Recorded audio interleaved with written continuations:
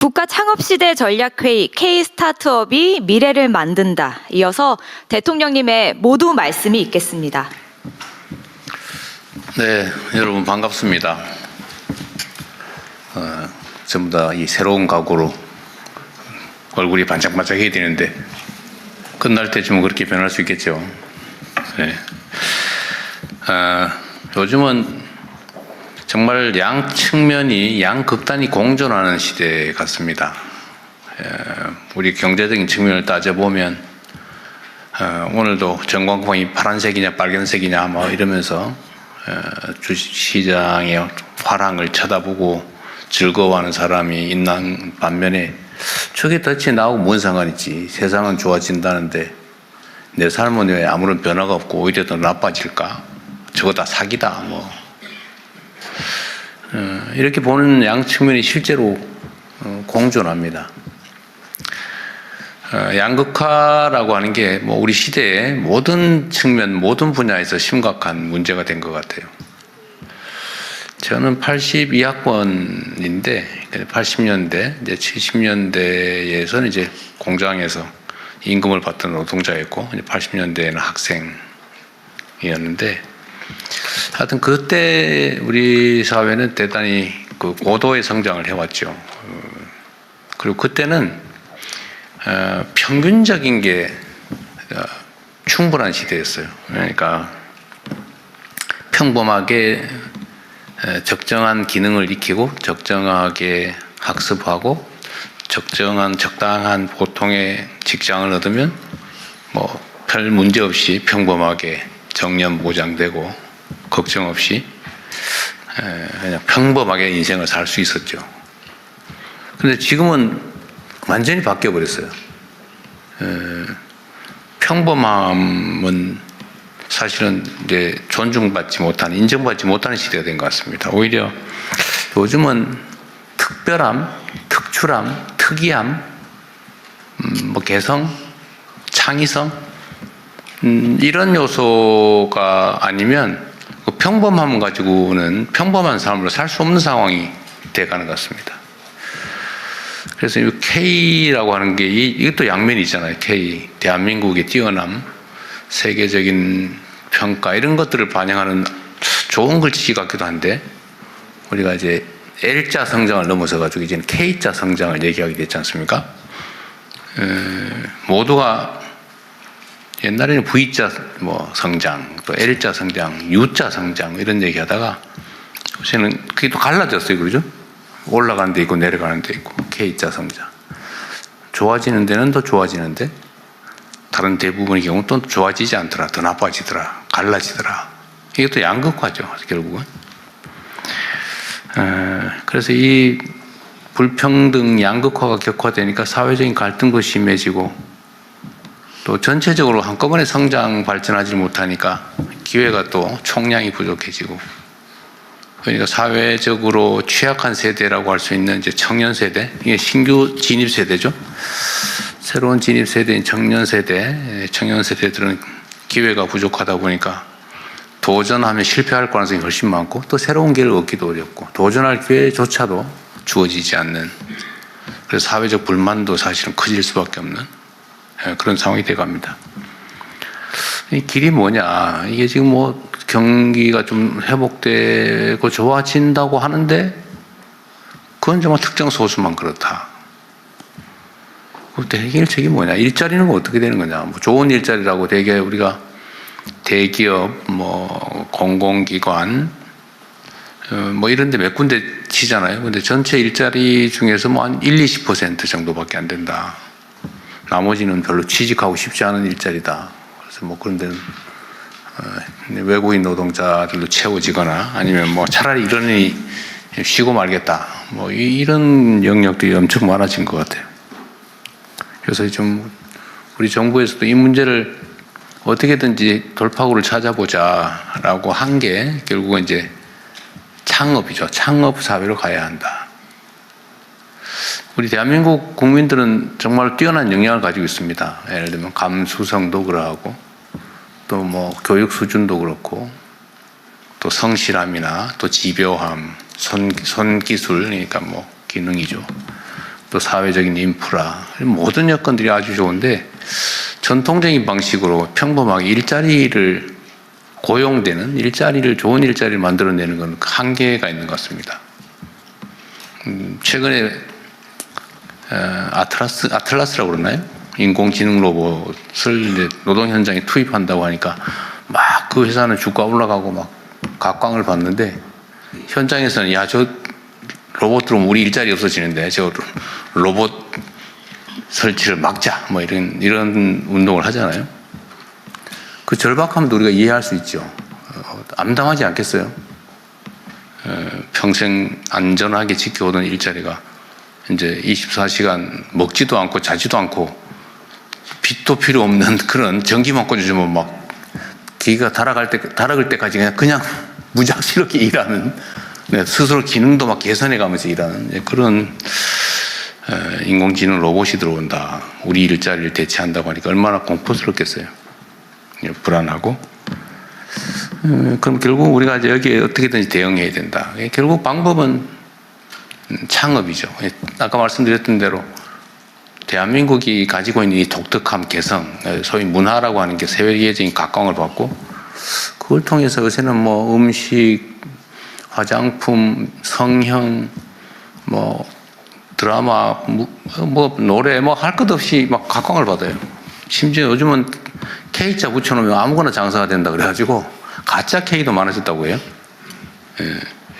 가짜 코리아산 이런 것도 많아질 정도로 한국 문화에 대한 또 한국에 대한 선호도가 높아지고 있습니다. 이런 것도 하나의 기회 요인이죠. 이 독특함. 그래서 이 독특함이나 아니면 창의성이나 우리가 가진 강점들을 기회로 좀 만들어 보자라고 하는 게 아마 이 창업, 모두의 창업 프로그램 같습니다.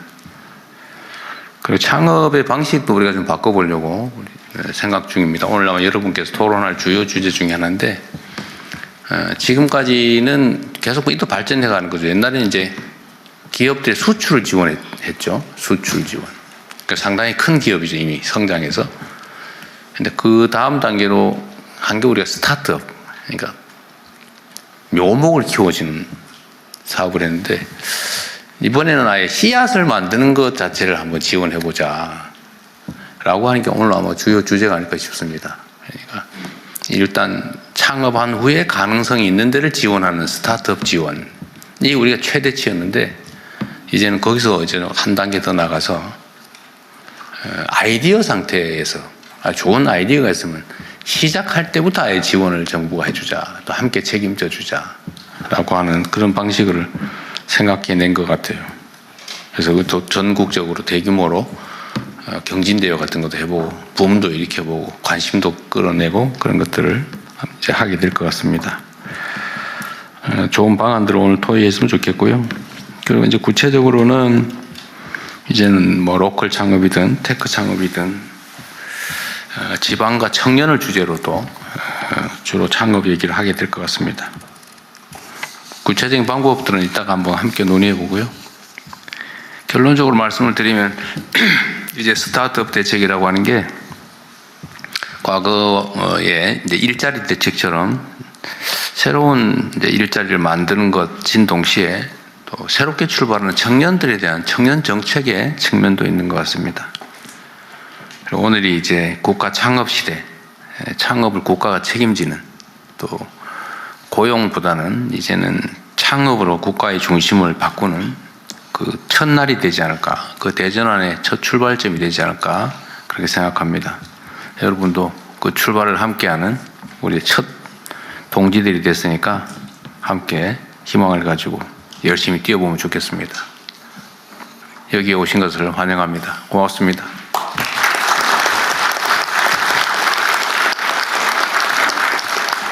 네, 말씀 감사합니다. 이제 두 분의 장관님께서 정책 발표를 하시겠는데요. 먼저 구윤철 부총리 겸 재정경제부 장관님의 스타트업 열풍 조성 방안에 대한 발표를 듣겠습니다. 예, 여러분 반갑습니다. 오늘 여기에 참석하신 분들은 창업의 광풍을 이끌고 가시는 분들이라 생각합니다. 여러분들 모시고 국가 창업 시대 스타트업 열풍 조성 방안에 대해서 말씀드리겠습니다. 다음 쪽입니다.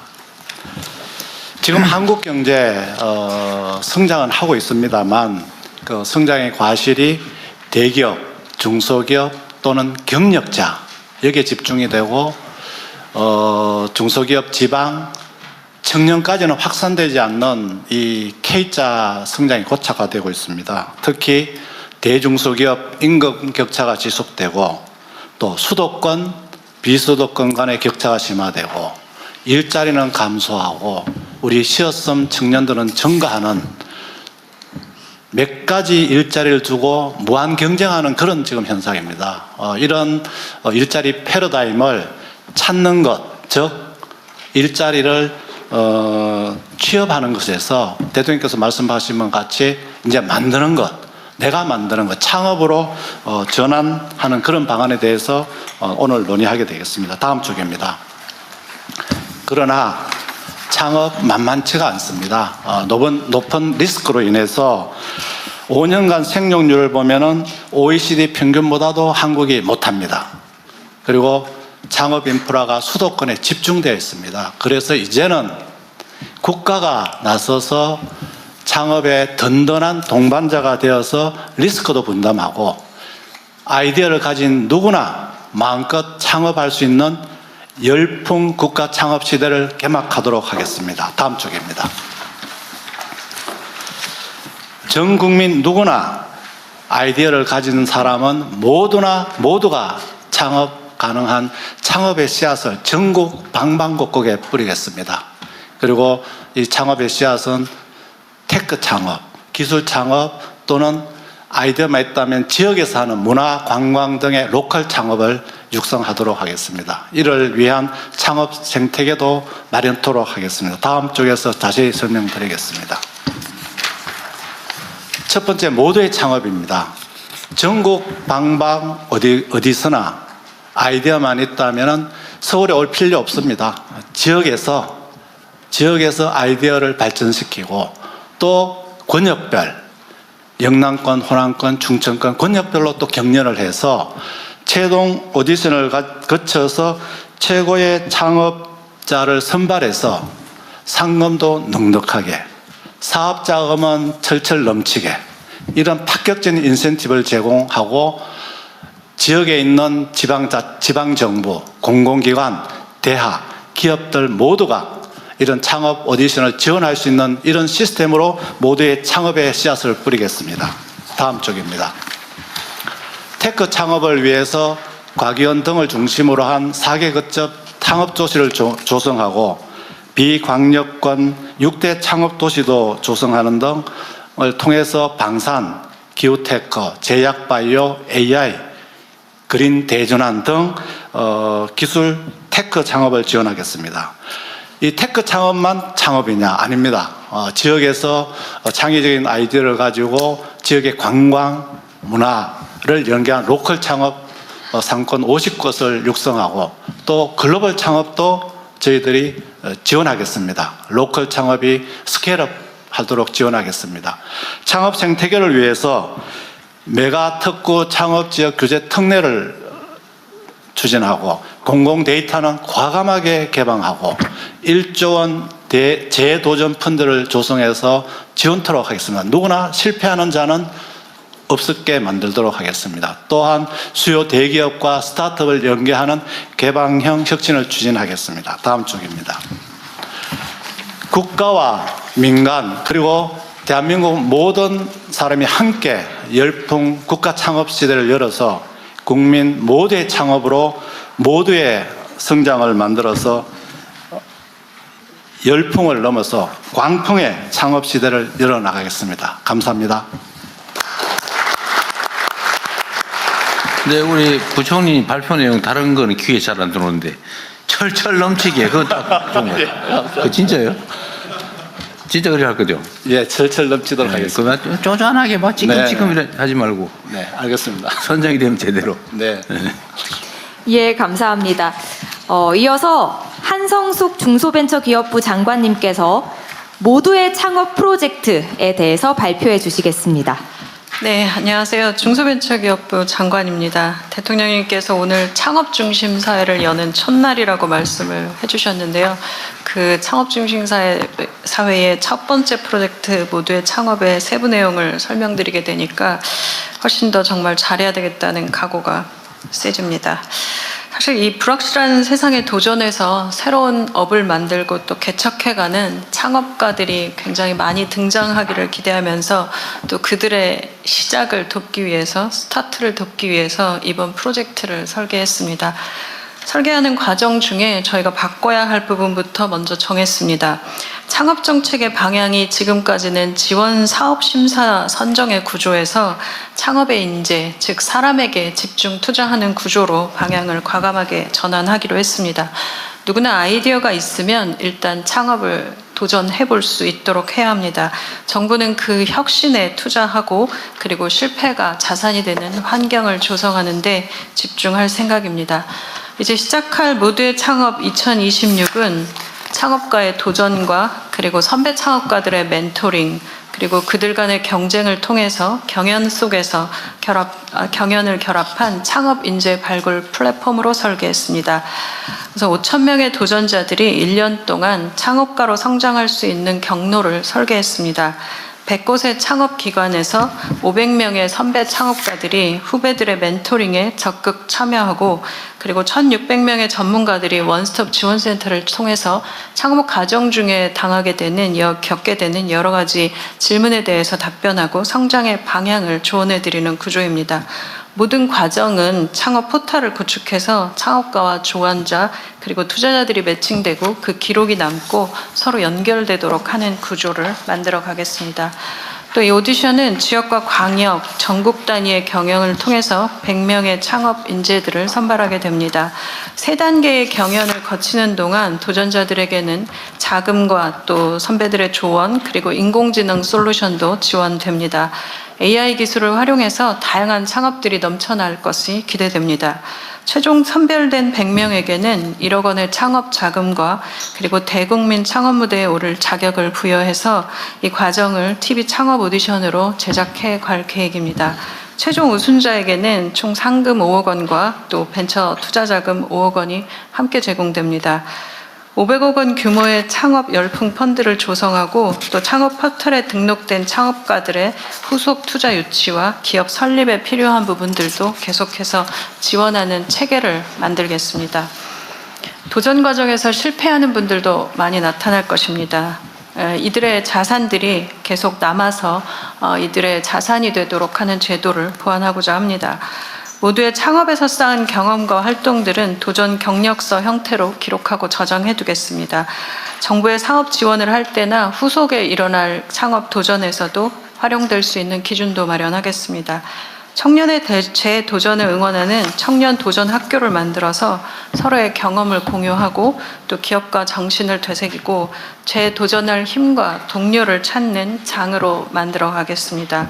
재도전 경험들은 데이터베이스로 구축해서 개인의 실패 경험이 개인에게만 남지 않고 사회의 공동 자산으로 축적되는 환경도 조성하겠습니다. 모두의 창업 이후에 또 체계적인 성장의 길도 열겠습니다. 테크 창업가들을 위해서는 정부가 첫 구매자가 되고 또 해외 투자자들의 미팅과 그리고 진출의 기회도 확대하겠습니다. 대부분의 창업가들이 스케일업 좀 성장하고 나면 해외 투자자들을 만나고 싶은 기회가 있어서 정부의 요구가 많은 것을 들었습니다. 또 대기업과 공공기관들을 직접 만나서 협의하실 수 있고 또 협업하실 수 있도록 기업들과 기술 실증도 하고 또 공공기관의 데이터 개방을 통해서 창업기업의 성장을 위해 적극 나서겠습니다. 지역을 바꿔갈 로컬 창업가들을 위한 전용 투자 자금도 마련하고 또 생활형 R&D도 신설하고 수출을 지원해서 후속 사업을 준비하여 로컬 창업으로 성장하시는 분들을 위한 성장 단계도 설계했습니다. 또 범부처 협력으로 조성하고 있는 지역 상권과 관광을 연결한 글로컬 상권 구축 사업의 주역으로 로컬 창업가들이 참여하는 방안도 마련하겠습니다. 과기원 중심의 지역 창업도시 활성화와 전 세계 한인 창업가들의 네트워크도 있습니다. 이 네트워크를 전체적으로 잘 설계해서 한국의 창업 생태계가 수도권에만 머물지 않고 지역과 전 세계로 확대하고 이들 간의 연계가 나갈 수 있도록 적극적으로 지원하고 협업하겠습니다. 아이 하나를 키울 때 온 마을이 필요하다는 말이 있습니다. 스타트업을 또 창업가를 키우기 위해서도 온 나라의 역량을 쏟아부어야 합니다. 이 프로젝트를 준비하는 과정 중에 만났던 선배 창업가들과 또 투자자들은 우리나라의 창업 환경에 대해서 여러 가지 의견들과 말씀들을 주셨습니다. 이구동성으로 창업이 미래이고 유망한 후배 창업가들이 배출될 수 있도록 내가 할 수 있는 최선의 것들을 하겠다고 그리고 지원하겠다고 말씀하셨습니다. 성공한 창업가들이 사회로부터 받은 혜택을 다시 후배들에게 나눌 수 있는 체계와 구조도 중요하다고 생각합니다. 정부와 창업가, 투자자, 기업과 기관이 모두 협력해서 국가 창업 시대를 열어갈 수 있도록 최선을 다하겠습니다. 오늘 말씀드린 모두의 창업 이후에 지역 창업도시, 로컬 창업, 방산, 기후테크, 제약, 바이오 등 분야별 딥테크 혁신 스타트업 열풍 방안도 지속적으로 발표될 예정입니다. 많은 관심과 추가적인 제안도 부탁드리겠습니다. 감사합니다. 이게 올해 1회만 기획한 거예요? 아니면? 아닙니다. 올해가 1회입니다. 네, 올해에 시작해서 한 번만 하는 거예요? 아니면 뭐 필요하면 두세 번 더 할 수 있는 거예요? 지금 현재는 1회로 생각하고 올해 있는데요. 한 번?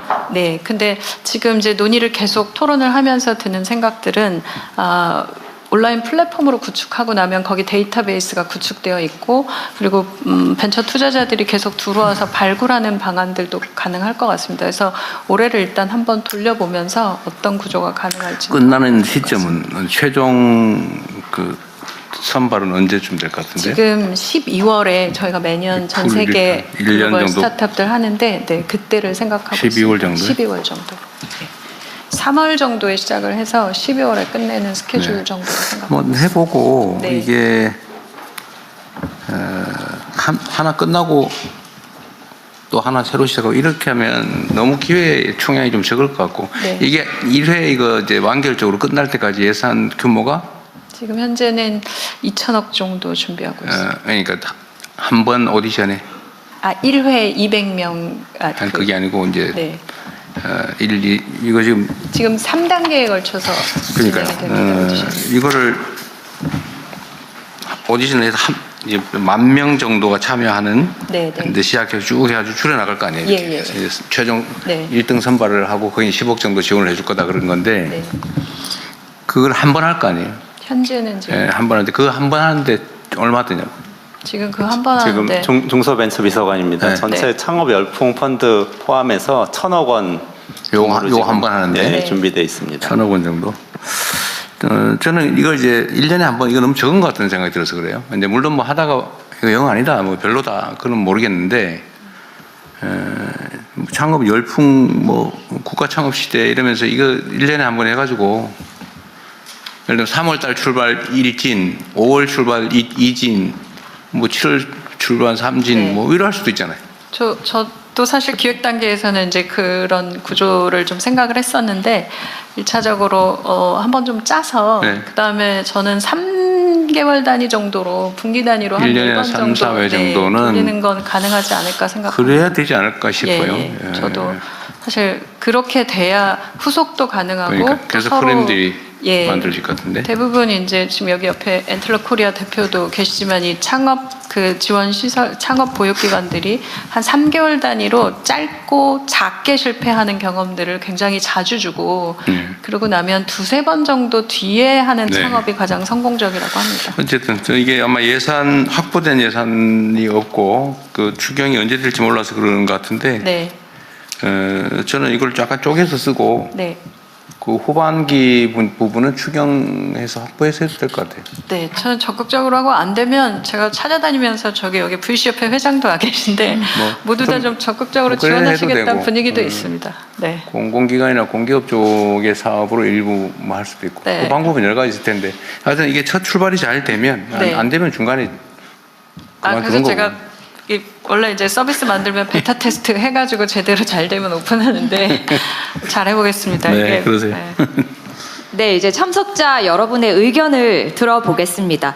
오늘 다양한 창업가 분들과 전문가 분들이 참석해 주신 만큼 주제를 3가지로 나눠서 논의해 보면 좋을 것 같습니다. 대통령님께서도 말씀 주셨지만 모두의 창업 프로젝트에 관한 의견, 그 다음에 창업 후의 지속 성장을 위한 정부의 역할, 그리고 지역 창업 생태계 활성화, 이렇게 3가지 분야로 나눠서 이야기를 나눠보면 좋을 것 같습니다.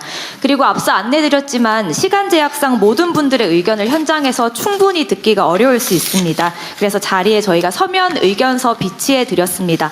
작성해 주시면 저희가 취합한 뒤에 꼼꼼히 검토해서 답변 드릴 수 있도록 하겠습니다. 먼저 중기부 장관님께서 발표하신 모두의 창업 프로젝트에 관해서 이제 창업을 생각하시는 분들이나 최근에 창업하신 분들이 궁금하신 점도 많을 것 같고요. 보육기관에서도 의견 주실 수 있을 것 같은데 앉으신 자리에서 손을 들어주시면 제가 지명하도록 하겠습니다. 지명되신 분께서는 마이크 켜주시고요. 소속과 성함 밝혀주시고 의견 부탁드리겠습니다. 혹시 의견 있으실까요? 예, 제일 먼저 손을 들어주셔서 제 앞에 계신 박상희 교수님께 먼저 기회 드리겠습니다. 안녕하세요. 경희대학교 박상희 교수입니다. 저는 이제 로컬 창업, 모두의 창업 중에서도 로컬 창업에 좀 관심이 많습니다. 왜냐하면 이제 이게 이 발표해 주신 내용에서도 나왔지만 지역의 고유한 자원이나 생활 문화를 기반으로 브랜드, 콘텐츠 또 이제 경험으로 만들어내는 거지 않습니까? 그러다 보니까 이 로컬의 고유 자원이기 때문에 다른 지역이나 다른 나라에서 쉽게 모방할 수가 없습니다. 그래서 이런 로컬 브랜드나 창업들이 많아졌을 때 지역의 경쟁력이 되고 이게 도시의 경쟁력이 되기 때문에 결국에는 이게 합집합이 됐을 때 국가 경쟁력이 되는 거거든요. 그래서 우리는 간혹가다 테크 창업이나 로컬 창업했을 때 테크 창업은 굉장히 고도화되어 있고 기술 중심적이라서 굉장히 중요하다고 생각을 하고 간혹가다 로컬을 조금 이렇게 저하게 보는 경우가 있는데요. 중장기적으로 보면 로컬 창업이 굉장히 중요한 시대라고 생각을 합니다. 그런데 그 중기부에서 23년도부터 시범 사업으로 운영하던 게 있어요. 로컬 콘텐츠 중점대학이라는 사업입니다. 이 사업이 무엇이냐면 이제 지역 대학들이 역할들이 굉장히 축소되었지 않습니까?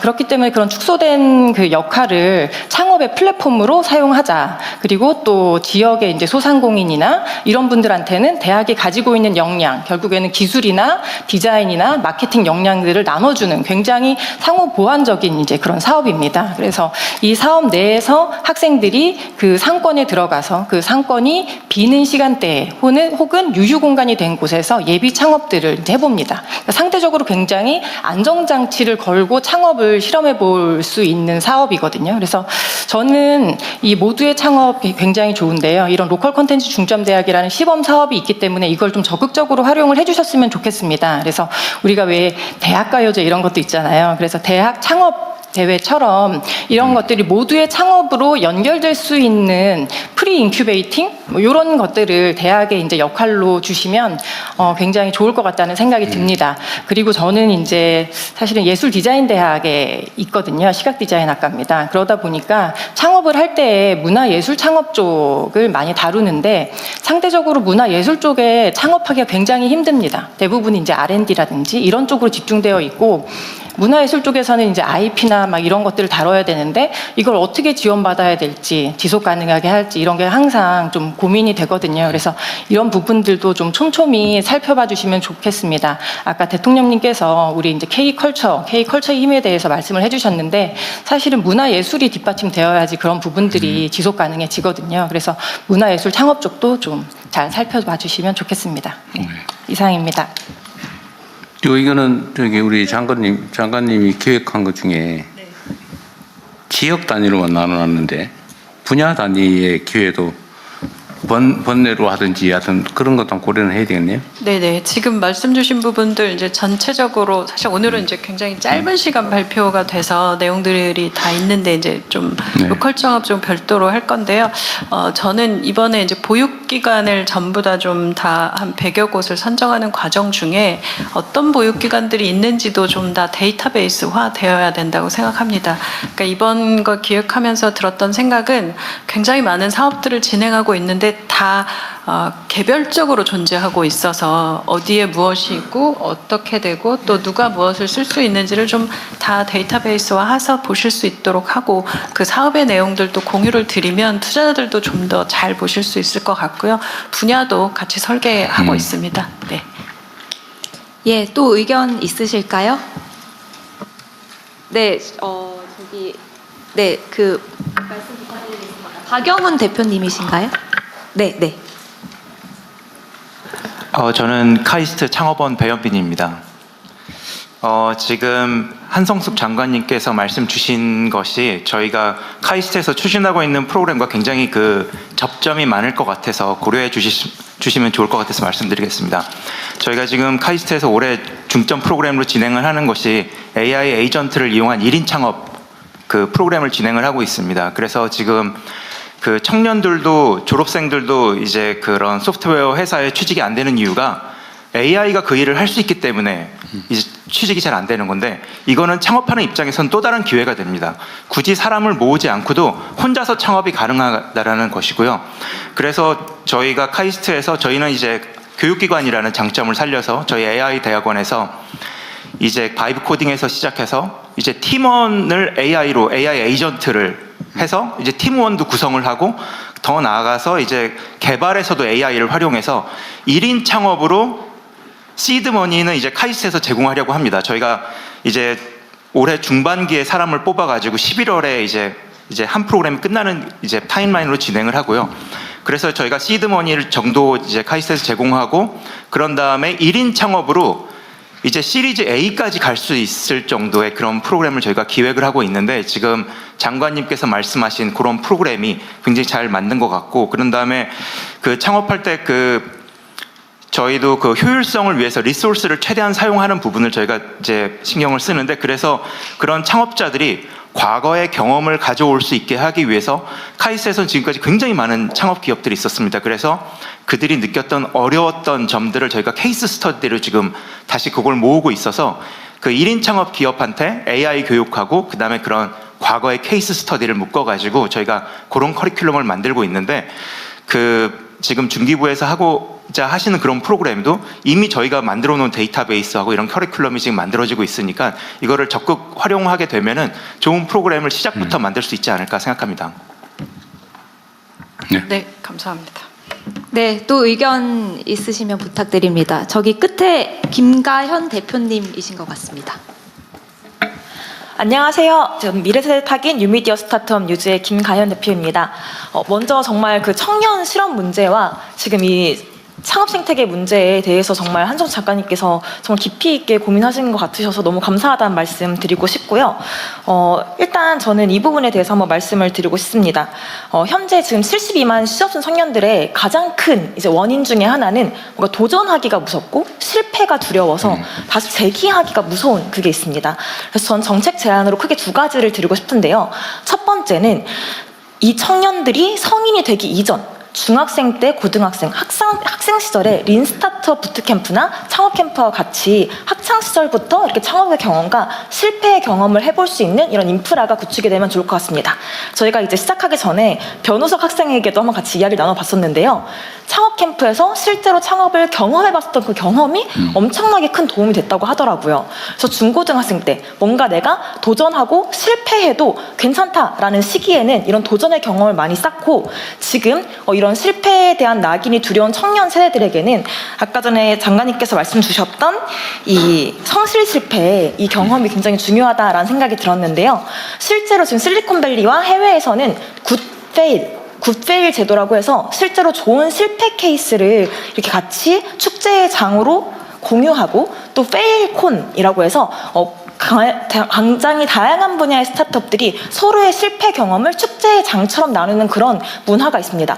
근데 아직 우리 대한민국에서는 이런 실패의 경험이 용인되는 문화가 아니기 때문에 그래서 더더욱 스타트업 창업가들이 좀 우울증이라던가 이런 스트레스가 심한 것 같아요. 그래서 조금 제안을 드리자면 실패 경력서라고 이제 워딩을 써주신 부분이 있는데 아직까지는 우리나라 청년들이 실패라는 단어를 두려워하기 때문에 굿페일 제도라던가 굿페일 인증 이런 식으로 그들의 도전이 의미가 없지 않았다 이런 식으로 조금만 워딩을 조금 굿페일로 바꿔봐도 어떨까 이런 생각을 해봤고요. 그 테크 창업 같은 경우도 실제로 문과생들 같은 경우는 지금 굉장히 아까 로컬 창업과 테크 창업 둘 중에서 기회를 얻기가 좀 힘든 상황이 있습니다. 그래서 아까 교수님께서 말씀 주신 것처럼 충분히 문과생 중에서도 좋은 아이디어와 좋은 컨텐츠를 만들 수 있는 이런 자질이 있는 청년들이 많이 있는데 이 테크 창업의 이 개념을 AI를 활용한 뭐 콘텐츠 뭐 제작이라던가 조금만 이 범위를 문과생들도 도전할 수 있게 넓혀주신다면 훨씬 지금 이 청년들에게 의미 있는 기회가 되지 않을까 이런 생각이 들고요. 이제 마지막으로 AI 리터러시 교육이 전 꼭 필요하다고 생각을 하는데요. 제가 실제로 대학생들을 좀 창업 교육을 해본 적이 있었는데 AI 툴을 구독하는 것도 부담을 가지더라고요. 그래서 AI 툴 바우처라든지 이런 식으로 아이디어가 있는 친구들이 AI 이제 구독을 조금 지원을 받아서 뭔가 도전해 볼 수 있는 이런 것들이 만들어지면 좋겠다라는 생각이 들었습니다. 그리고 이 리터러시 바우처에 꼭 소프트웨어적인 것이 적용됐으면 좋겠다라는 생각이 있는 게요. 실제로 지금 미국이나 해외에서는 이제 AI 정신병이라고 해서 AI로 인해서 너무 확증 편향, 하나에 쏠리는 어떻게 보면 대통령께서 말씀 주셨던 양극화에 이런 문제들이 생겨날 수 있기 때문에 창업을 할 때에도 단순히 기술적인, 도구적인 이런 교육뿐만이 아니라 이게 어떤 의미를 가지는지 소프트웨어적인 이런 리터러시 교육까지 같이 이루어진다면 훨씬 의미 있는 아이템들이 만들어지지 않을까 그런 생각이 듭니다. 감사합니다.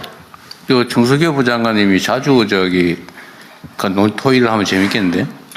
사실 이게 끝나고 나면 이제 그 자문단을 만들어서 기획을 같이 할 예정이긴 합니다. 네. 그때 같이 한번 느껴주시면 좋을 것 같고 우리 김가혁 선생, 김가혁 대표 말씀 중에 제가 이렇게 하나 코멘트를 좀 더 붙이면 우리 세대에서는 유행을 했는데 요즘은 그 얘기하면은 큰일 나는 말이 있어요. 그게 뭐냐면은 실패는 성공의 어머니. 그 다음에 젊어서 고생은 사서도 한다. 그거 있잖아요. 근데 요즘 그러면 잘못하면 빤만수가 있죠. 근데 이 말이 그러니까 실패의 경험이라고 하는 거, 그 경험이 얼마나 중요한 것인가를 사실 우리 선대들, 선조들은 아는 거죠. 근데 그 사실은 지금도 변함이 없어요. 이 실패해보지 않으면 정말 위험한 인생이 될 수 있습니다. 거기서 사실 엄청난 자극도 생기고, 사실은 우리가 여러 가지 교육 학습을 받는데 체험 학습이 최고의 학습이거든요. 직접 부딪혀 보는 거. 근데 요즘은 한번 기회도 잘 없고, 도전해 볼 기회도 별로 없고, 실패하면 빗덩어리 되거나 아니면 소위 루저로 찍혀가지고, 반드시 정말 일발필살의 기회만 해야지 실패할까 하면 안 된다. 이런 강박관념도 생긴 것 같아요. 근데 그러지 않게 만드는 게 정말로 중요하고, 그래서 우리 정석효 부장관한테도 제가 말씀을 드렸던 것처럼, 이 실패라고 하는 게 그렇게 고통스럽거나 아니면 그 전과가 아니다. 그러니까 이게 경험이고, 이거는 자산이다. 이렇게 생각할 수 있게 이제 사회적 분위기를 만들어야 됩니다. 그래서 좀 과감하게 도전하고, 실패하면 툭툭 털고, 다시 또 새롭게 출발할 수 있고, 또 그걸 옆에서도 당연시 여기고, 똑같은 조건이라면 경험 많은 사람, 즉 실패 많이 한 사람에게 기회를 주고, 그래야 도전하는 사회가 될 수 있을 것 같아요. 정말 중요한 지적을 해주신 것 같습니다. 감사합니다.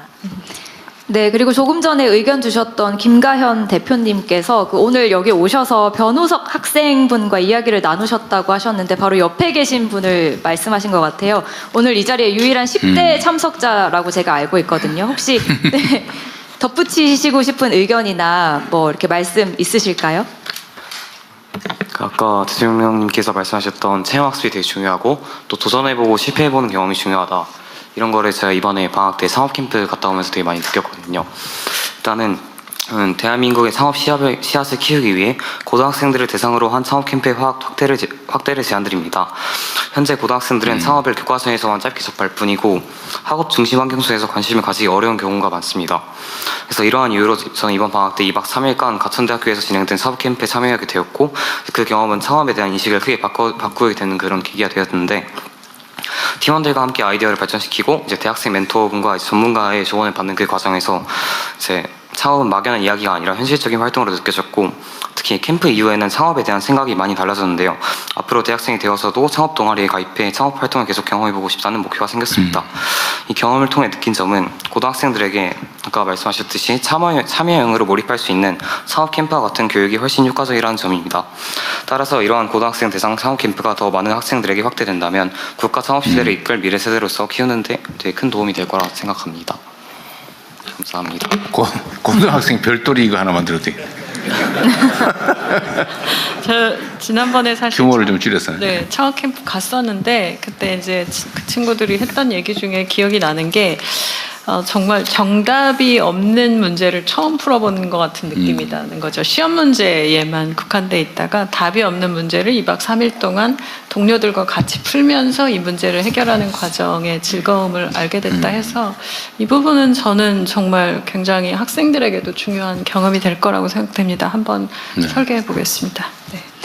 네, 그리고 모두의 창업 프로젝트와 관련해서 또 의견 있으실까요? 네, 그 전화성 회장님, 네, 말씀 부탁드립니다. 우리 장관님들도 여러분 지금 나와 계신데 혹시 꼭 코멘트 붙일 게 있으면 말씀하도록 하십시오. 우리 금융위원장도 오시고 공정거래 금융위하고 공정거래요. 자꾸 헷갈려. 맞아, 2억 원. 2억 원이 왜 2조 원으로 하든지, 네? 2경 원으로 하든지 그래야지. 네. 네, 저는 초기 투자 엑셀러레이터 협회장을 맡고 있는 전하성입니다. 사실 그 K-팝의 경쟁력 자체가 그 기획사들의 역량이 유효했기 때문에 사실 글로벌 한류를 만들어냈다고 생각합니다. 저희 엑셀러레이터는 그 입법명이 창업 기획자입니다. 말 그대로 창업을 기획하고 보육하고 교육하고 투자까지 맡아서 하고 있는 그런 회사이고, 저도 현재 지금 CNG테크라는 엑셀러레이터 회사를 제가 2003년에 설립해서 저희 자체 소프트웨어 사업을 해 나가면서 또 후배 창업가들에게 약 600개 기업에 저희가 한 900억 원 정도 투자를 하면서 이렇게 상생하는 모델을 만들어가고 있습니다. 사실 그 이번에 모두의 창업 이런 경진대회, 모두의 창업 아이디어만 가지고도 창업할 수 있다라는 이런 계획은 굉장히 훌륭한 계획이라고 생각을 합니다. 저희가 좀 제가 건의드리고 싶은 내용은 창업기획자가 지금 이제 한 10년 정도 됐습니다. 그래서 될 만한 아이디어를 발굴하고 또 같이 창업을 기획하고 또 보육할 수 있는 여러 경험치가 사실 체계화돼서 나름대로 프로세스가 정립이 된 상태입니다.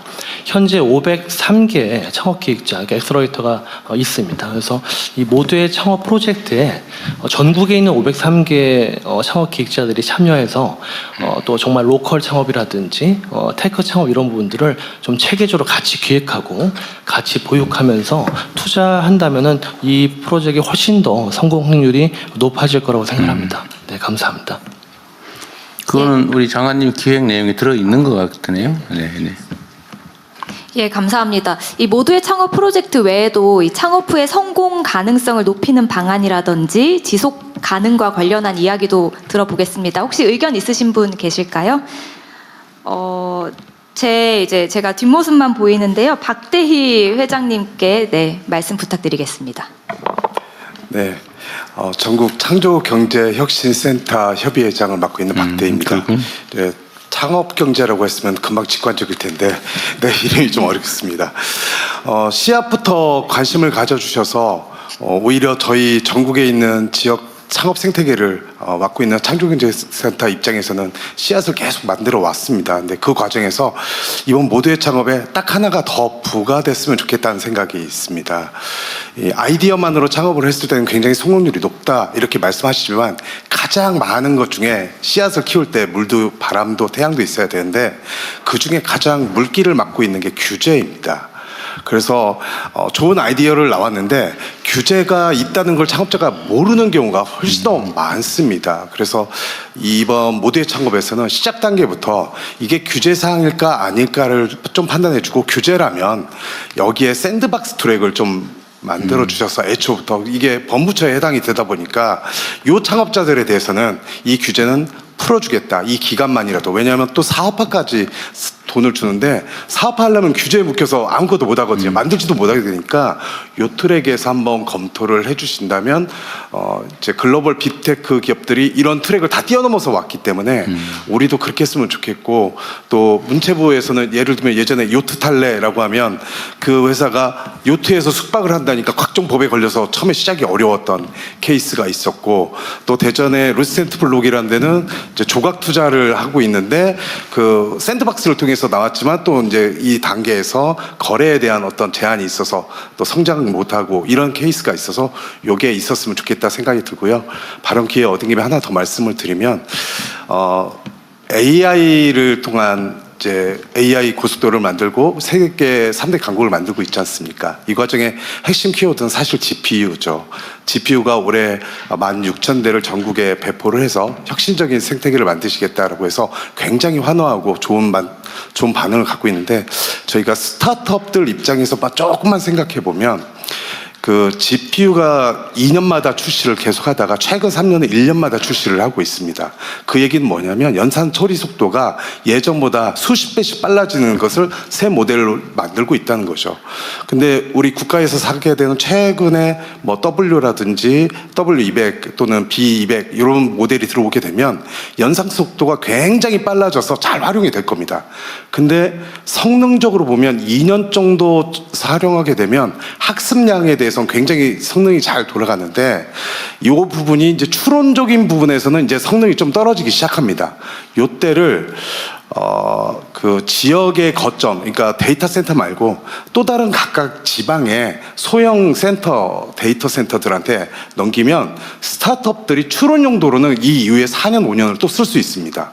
그래서 좀 기존의 데이터 센터에는 학습을 집중하고 최신 모델로 파운데이션 모델에 집중할 수 있게 집중을 해주고, 어느 정도 성능이 떨어져서 가치가 좀 떨어졌을 때 추론 모델을 많이 잘 쓸 수 있는 부분은 각 지역에 다시 재활용을 해서 지역의 스타트업들이 아주 저렴하게 쓸 수 있었으면 좋겠고, 그게 또 한 5년이 지나면 사실 굉장히 느리다 생각하지만 스타트업 입장에서는 그 GPU 한 개만 있어도요, 자기들의 비즈니스 모델을 시제품을 만들 수 있고 구현할 수 있습니다. 그래서 그거를 스타트업들한테 재분배하시는, 그러니까 전환 매각하시는 이런 것들을 좀 고려해 주신다면 전국이 AI 도구를 활용해서 이 사업을 하고 창업 성장 모델을 가는데 단계별로 성장 사다리가 될 수 있지 않을까 생각이 듭니다. 물론 과기부에서 제우스라고 하는 프로그램이 있어서 연구소에서 장비가 5년 정도 지나면 이거를 다시 배분하는 거 있는데, 그거는 사용연한이 지나서 물리적 가치가 떨어져서 배부를 하는 거고요. 이 GPU는 성능 가치 관점에서 가이드를 잡아서 이거를 이 창업 생태계에 활용할 수 있으면 좋겠다 생각을 해봅니다. 네, 감사합니다. 지적 사항 중에 출발 자체는 규제와 관계없이 시작할 텐데 일정 단계에서는 점검을 스크린을 해야 되겠네요. 네.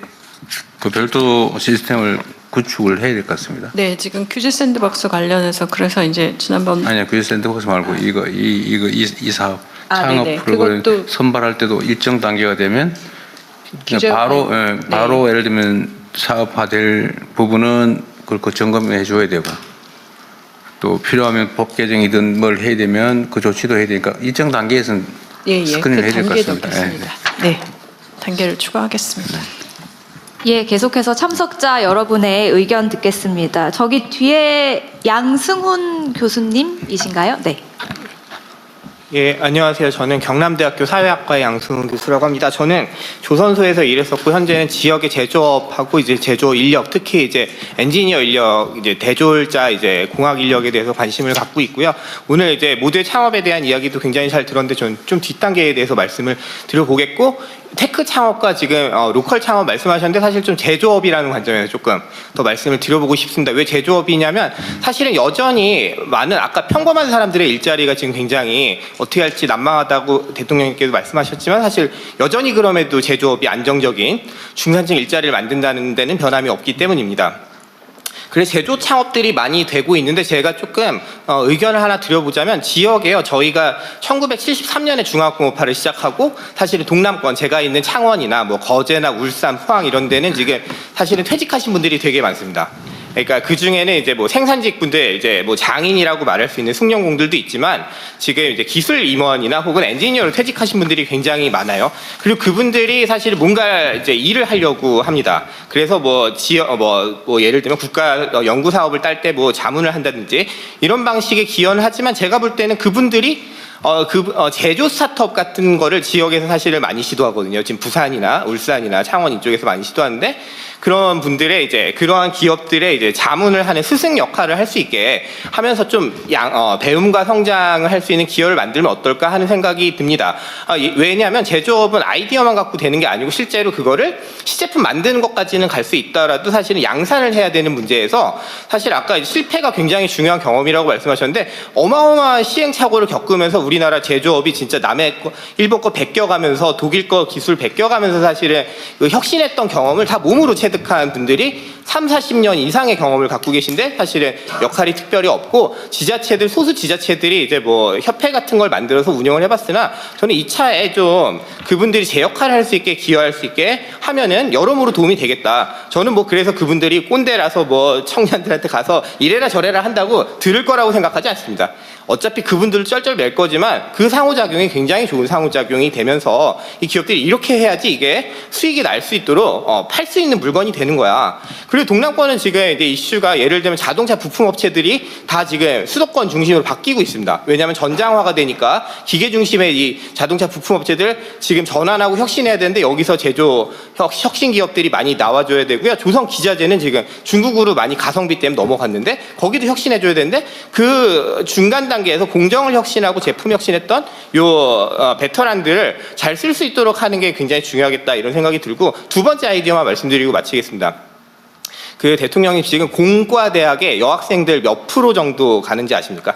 공대요.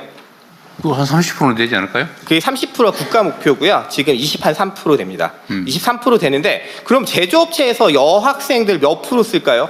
공대 나온 여학생들 그 비율만큼 쓸까요? 자신 없습니다. 네, 절대 그렇게 쓰지 않고 특히나 이제 생산이 많은 지역들 지금 동남권 이런 곳에서는 10%가 되는 기업이 잘 없습니다. 예를 들면 웃기는 전공이 화학공학입니다. 화학이나 화학공학 이쪽은 여학생이 절반입니다. 근데 우리 예를 들면 석유화학 기업들 가면은 여성 비율 10% 안 됩니다.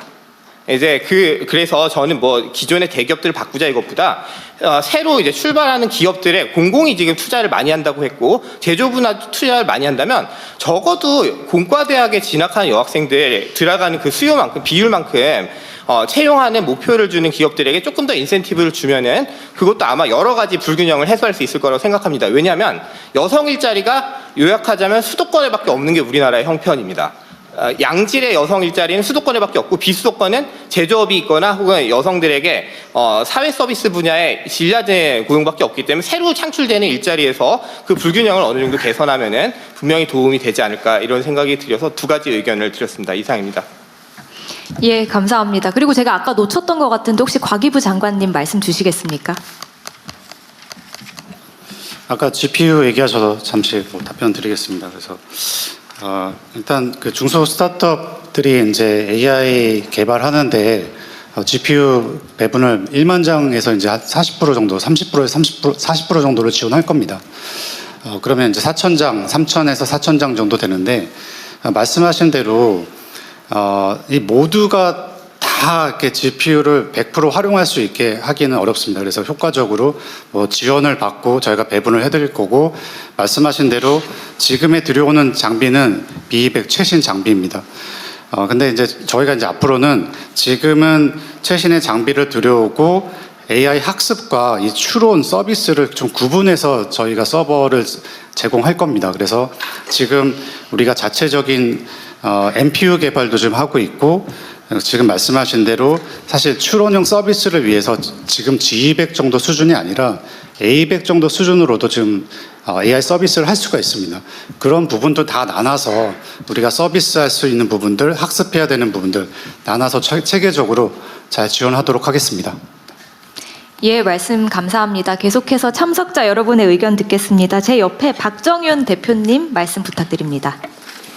예, 안녕하십니까. 저는 제조 AI 스타트업 인텍스의 박정윤입니다. 제조 AI 분야 쪽에 해결하고 싶은 거 꼭 한 가지를 좀 말씀드리고자 하는데요. 제 요청은 다시 지방에 가서 일하고 싶다입니다. 제조 AI는 제조업이 있는 곳에서 성장해야 빠르게 성장할 수 있습니다. 저희 같은 경우에는 처음에 울산에서 시작을 했습니다. 처음에 30-40명까지는 울산에서 빠르게 시작을 했고요. 그 이상 더 성장하기 위해서 좋은 인재를 확보하기 위해서 많이 노력했으나 지역에서는 한계가 있는 것 같습니다. 그래서 저희가 연봉을 2배를 준다고 해도 안 와가지고 지금 현재는 서울에 오피스를 열고 서울에서 인력을 뽑아가지고 운영을 하고 있습니다. 거의 지금 현재는 거의 대부분 인력이 서울에서 일하고 있는 상태입니다.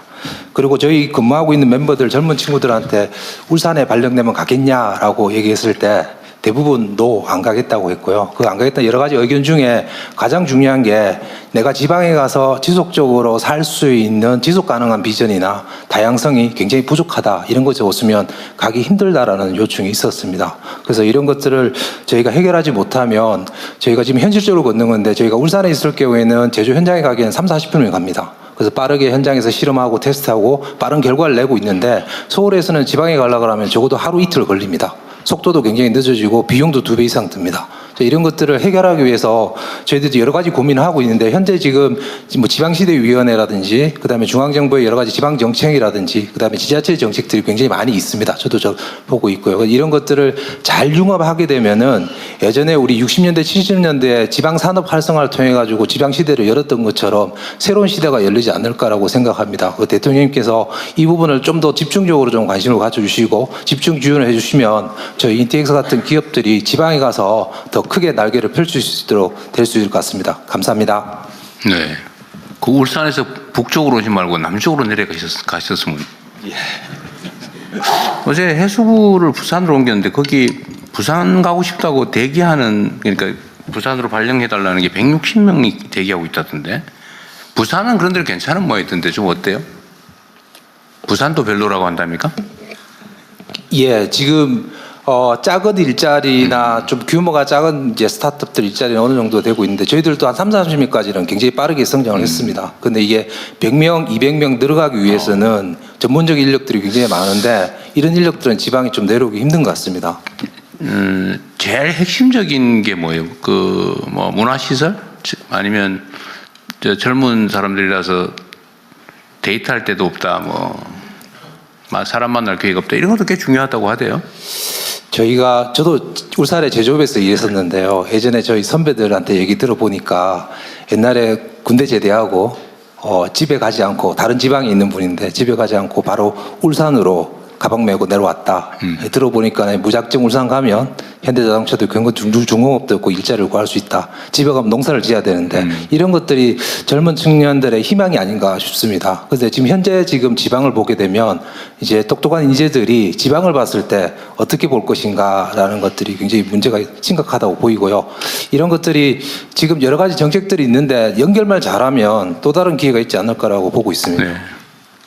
하여튼 약간의 미스매칭도 있는 것 같고 이제 비전 문제도 있는 것 같고 좋아질 기미가 별로 없다, 나빠질 가능성이 너무 많다, 이런 것도 있을 테고 좀 참고하겠습니다.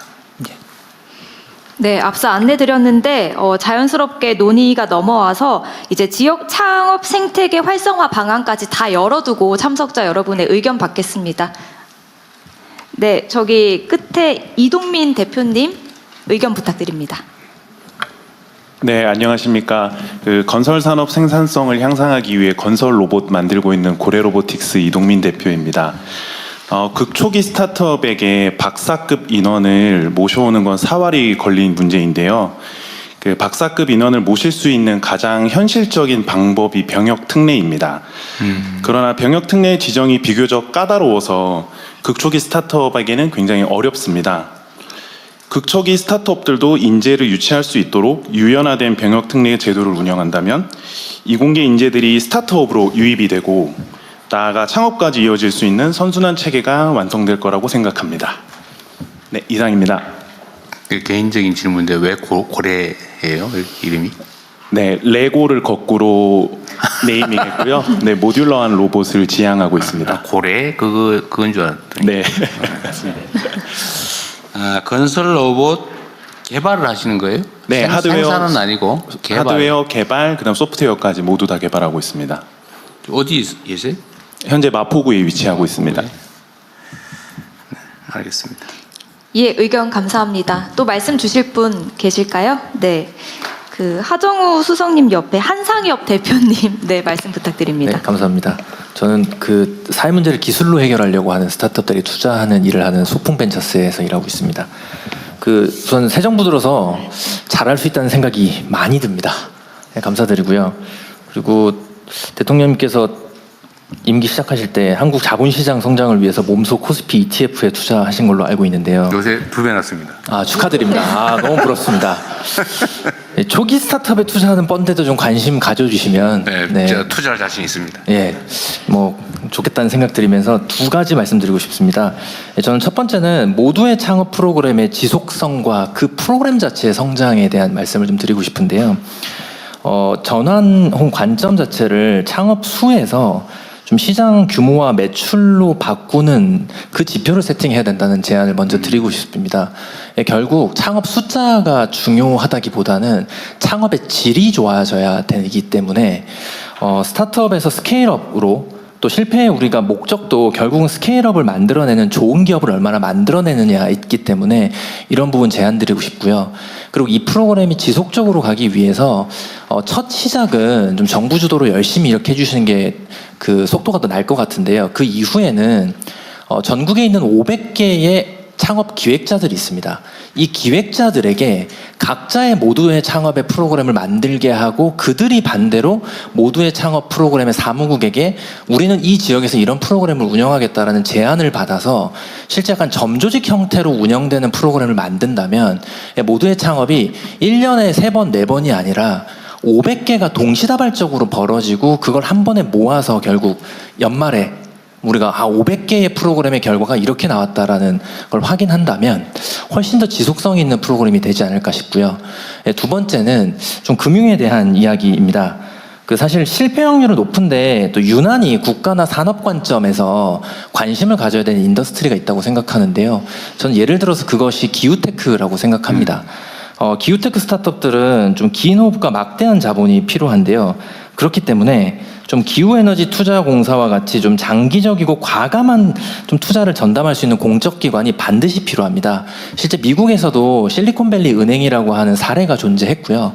이 개념을 좀 확대한다면 물론 모태펀드도 역할을 잘하고 있습니다만 우리가 스타트업 투자공사 이런 형태로 정말 리스크를 제대로 테이킹할 수 있는 금융기구를 하나 만들어낸다면 역시나 이 스타트업 열풍도 좀 더 지속성을 갖고 가지 않을까라는 제안 드리고 싶습니다. 이상입니다. 네, 좋은 생각이 같네요. 그 섹터를 좀 나눠가지고. 근데 제대로 지속적으로 투자하면 어쨌든 뭐 한 100개 이렇게 투자를 하면 한 7, 80개는 사라지겠지만 그중에 한 10개, 20개만 살아남아서 성공해서 한두 개만 성공했다 다 충분히 복구할 수 있는 거 아닌가요? 그죠? 전 세계적으로 빅테크가 나타나는 숫자는 0.01% 정도? 만분의 1. 네, 그 정도라고 얘기하고 있습니다. 그런데 뭐 사실 그럼에도 불구하고 작은 회사들이 굉장히 잘 성장해서 적정한 규모로 커가는 회사들이 많아지는 것도 유의미하고 또 큰 회사 나오는 것도 중요하고 전 말씀하신 중에 민간의 협력이 굉장히 중요하고 민간 주도가 중요하다는데 동의가 됩니다. 그래서 정부는 마중물을 붓고 이번 창업 경진 대회도 붐이 일어나려면 정부 혼자 나가서는 붐이 일어나지 않을 거고요. 전국에 걸쳐서 모두 하고 계신 크고 작은 경진대회가 많다는 걸 알고 있습니다. 그래서 이 부분들이 잘 좀 연결되고 그리고 민간 창업자분들도 여기에 서포터즈로 잘 참여하시고 투자하고 연계되고 뭐 아직 설계가 좀 있어야 하지만 저희가 이번에 투자하는 회사들에 대해서는 좀 지분도 서로 주고받는 이런 이야기들도 하면서 이게 전체적으로 정말 이렇게 기업 가는 그런 방향에 대한 설계를 경진대회 수준에서 넘어가서 좀 더 해야 된다고 생각해서 말씀 많이 더 듣도록 하겠습니다.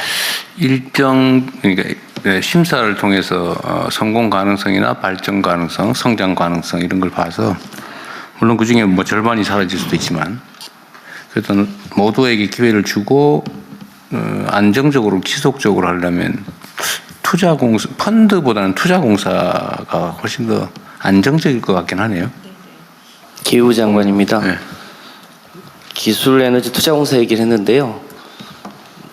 최근에 한전이 이제 기술 지주회사를 검토하고 있습니다. 한전이 1년에 R&D 예산만 4천억을 투자를 하고요. 가지고 있는 특허만 8천 개가 있는데 그거에 대해서 그걸 제대로 쓰일 수 있도록 그 기회 자체가 열리지를 않았는데 그 다양한 전력과 에너지 관련한 곳에 한전의 기술력을 가지고 일종의 기술 지주회사나 투자공사 개념으로 하면 훨씬 더 벤처 스타트업을 키울 수 있는 일종의 모태펀드 기능을 충분히 가질 수 있거든요. 그게 활성화되면 충분히 가능성이 더 높아질 수 있을 것 같습니다. 하여튼 펀드도 그 기능을 하긴 하는데 이게 지금 펀드는 청산 욕구가 있잖아, 그죠?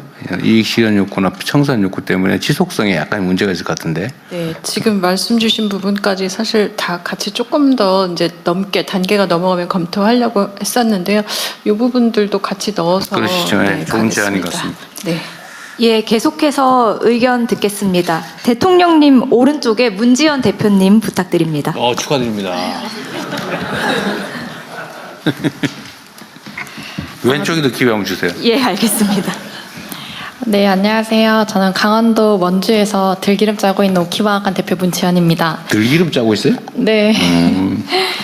네, 저는 현장에서 로컬 창업에 대해 보다 보니까 여러 가지 좀 의견 드리고 싶은 내용들이 있었는데요.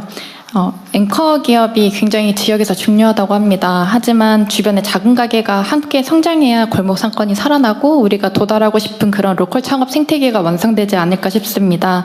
그리고 로컬 상권이 굉장히 유기적이기 때문에 저는 단순 매출이나 고용 수치뿐만 아니라 지역과의 연계성, 스토리 진정성 등 지역 내 파급력 요소도 성장 가능성 평가 기준에 조금 포함해 주시면 좋지 않을까라는 생각을 했습니다. 두 번째로는 성장 속도가 좀 빠르지 않은 로컬 비즈니스가 이런 좀 한계점을 좀 느낄 때가 있는데요. 로컬에서 좀 오래 버틴 기업이 지역의 자산이 될 때가 있습니다. 지역과 신뢰를 쌓으면서 천천히 성장하고 또 그 파급력은 꽤나 큽니다. 오래된 기업이 도약할 수 있는 중후기 단계의 장기적 지원과 그리고 지원 사업 단계에서 업력 제한 때문에 지원할 수 없는 경우가 가끔 있는데 이런 부분에 대한 제안들을 조금 풀어주시는 거를 제안드립니다. 네, 그러면 이번에는 대통령님 왼쪽에 강지호 대표님 부탁드립니다. 고맙습니다. 네, 안녕하세요. 저는 싱가포르에 본사를 두고 있는 벤처캐피탈사 엔틀러의 한국 대표를 맡고 있습니다. 어떻게 하면 우리 모두의 창업 프로젝트를 통해서 나타난 훌륭한 창업자들이 정말 글로벌 사업체로 성장할 수 있을까에 대한 아이디어를 제안드리고 싶은데요.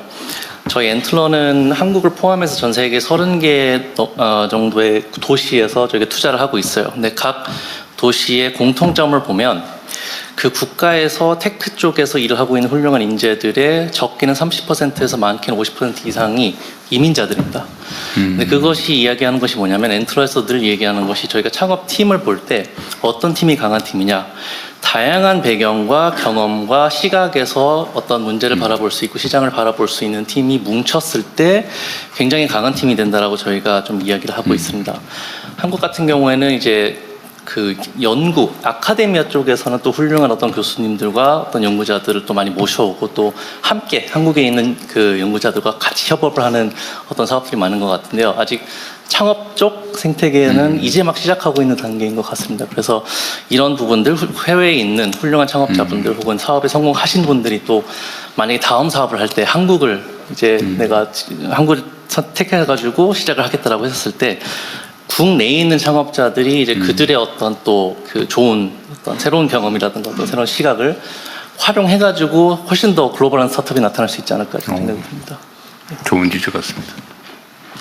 예, 계속해서 의견 듣겠습니다. 이번에는 대통령님께 제일 이렇게 떨어진 이충호 대표님 부탁드리겠습니다. 네, 감사합니다.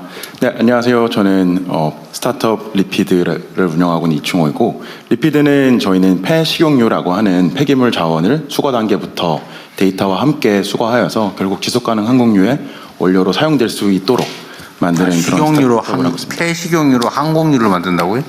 예. 네. 그거를 이제 SAF라고 많이 부르는데요.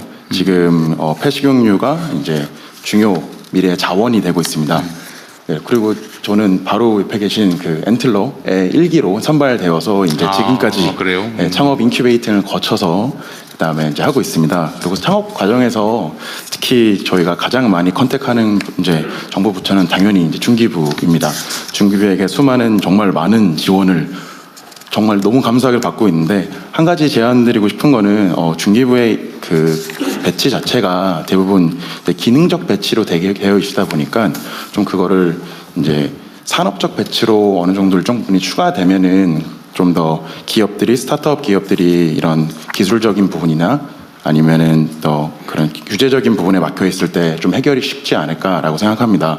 저희 리피드 같은 경우에는 폐기물이다 보니까 당연히 기후부와 긴밀하게 컨택하고 있고 이게 정제를 하다 보니까 산업부, 사용은 또 국토부, 그 다음에 이제 수거할 때 저희가 돈을 주고서 사오거든요. 그러다 보니까 재경부까지 되게 광범위하게 걸쳐져 있는데 이게 과거에 제가 회사 생활을 잠깐 했었는데 그때 회사에는 이런 일이 생기면 대관 부서가 있어서 대관 부서에게 요청하면은 거기서 잘 대응을 해줬는데 저희는 스타트업이니까 당연히 대관 부서가 없고요. 그런 기능을 좀 중기부에서 마련해 주시면은 정말 저희뿐만 아니고 수많은 테크 기업 내지는 로컬 기업들의 스타트업들이 많이 이용할 수 있지 않을까라고 생각합니다.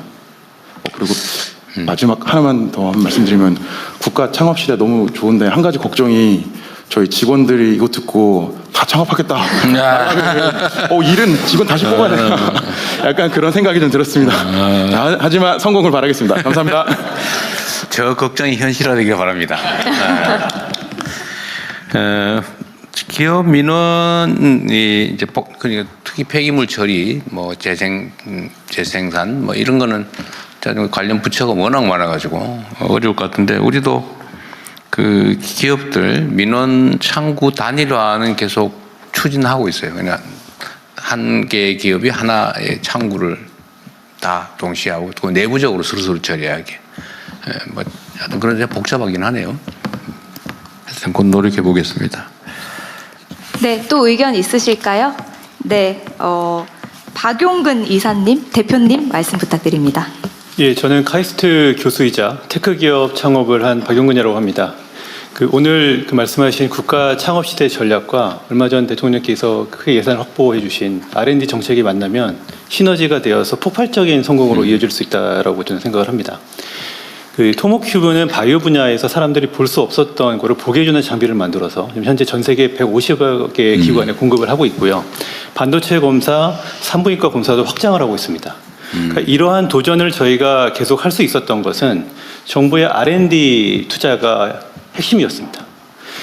말씀드렸던 것처럼 대통령께서 이번에 R&D 예산을 크게 확장하는 결단을 해주신 덕분에 현장 분위기는 지금 매우 뜨겁습니다. 다시 한번 이 자리를 빌어서 감사의 말씀을 드리겠습니다. 이러한 소중한 국가 예산이 성공적인 결과로 확장되기 위해서 또 그런 대통령님의 결단이 현장에서 왜곡되는 일이 벌어지지 않기 위해서 저는 두 가지 정책 제안을 드리려고 하는데요. 첫 번째는 스펙 경쟁이 아닌 실력 경쟁을 하게 해달라는 것입니다. 현재 정부 R&D 공모를 보시면 목표가 아니라 구체적으로 어떠한 방법으로 해야 된다는 게 너무 자세하게 나와 버렸습니다. 그러니까 최근 화제가 된 흑백요리사로 예를 들면은 제일 맛있는 찜요리를 가져와라가 아니고요. 빨간색 찜통을 가진 사람만 지원할 수 있다. 이런 식입니다. 정부는 어떤 문제를 풀어야 할지만 정해주시면 그걸 어떻게 풀지는 기업이 열심히 경쟁해서 노력해서 가져오겠습니다. 두 번째 제안드리는 정책은 행정이 아닌 혁신에 집중할 수 있게 해달라는 것입니다. R&D라고 이제 사람들은 같이 부르지만 사실은 R은 지식을 창출하는 그런 역할이고요. D는 기업이 제품을 만들어야 하는 일입니다. 기업을 지원하는 정부의 개발 정책은 지금 다 파편화되어 있습니다. 소관부처 20개, 과제 전문기관 25개, 그리고 지자체 기관 800개가 넘습니다. 근데 문제는 기관별로 규정과 양식이 다 다르다라는 것인데요. 그러다 보니까 기업 입장에서는 과제를 수주해도 행정 지옥에 빠지게 되고요. 국가적으로는 규제 비용입니다. 하나의 입구로 하나의 규제로 통합해 주시면 좋겠습니다. 예를 들면 연구에 관련된 것은 그 이전 회의에서도 대통령께서 많이 말씀하셨지만 실패의 용인, 지식의 축적이 중요한 부분은 연구재단 같은 체계로 일원화되고 기업은 제품을 만드는 D, 개발은 기업을 전담하는 그 체계로 교통정리가 된다라고 그러면은 이 K-스타트업으로 나오는 많은 기업들이 서류에 매몰되지 않고 제품 개발에만 몰입할 수 있을 것 같습니다. 그 K-스타트업 그 업체 그 생태계의 목소리는 굉장히 단순합니다. 제품 개발과 시장 개척에만 몰입할 수 있게 해달라는 것이고요. 그 정부가 평평하고 넓은 운동장을 만들어 주시면은 이런 그 새로운 기업들 그리고 저희와 같은 기업들이 세계 최고의 선수가 돼서 국민께 보답하겠습니다. 네.